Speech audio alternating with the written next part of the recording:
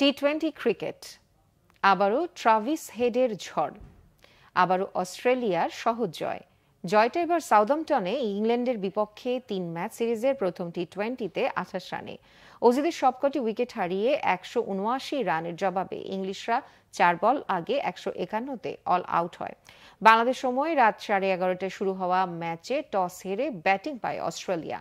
Travis হেডের 23 বলে 59, Matthew শটের 25 বলে 41 ও Josh ইংলিশের 27 বলে 37 রানে চ্যালেঞ্জিং স্কোর পেলেও পুরো 20 ওভার খেলতে পারেনি অজিরা।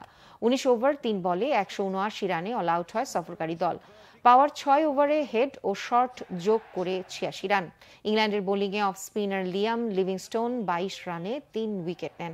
2 পেসার জোফরা আর্চার ও সাকিব মাহমুদ পান 2টি করে উইকেট। জয়ের জন্য 180 রানের টার্গেটে ব্যাটিংয়ে নেমে অজিদের সঙ্গে পাল্লা দিয়ে এগুতে পারেননি স্বাগতিকরা। দ্বিতীয় ওভারে দলীয় 13 রানে উইল জ্যাকের বিদায়ের ধাক্কা আর কাটিয়ে উঠতে পারেনি ইংল্যান্ড। লিভিংস্টোন 4 নম্বরে নেমে দলের পক্ষে 27 বলে সর্বাধিক 37 রান করেন।